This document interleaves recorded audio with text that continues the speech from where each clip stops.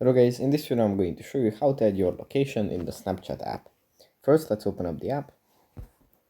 Here it opens up in the camera. From here we just go into the profile menu, then into settings, and here under settings we go into public profile settings, tap on edit profile, then tap on location.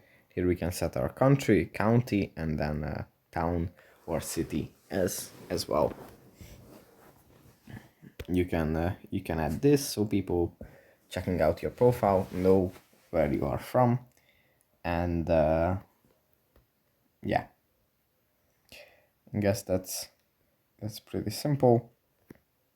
Just the same thing what you would do in with Instagram or any other social media account.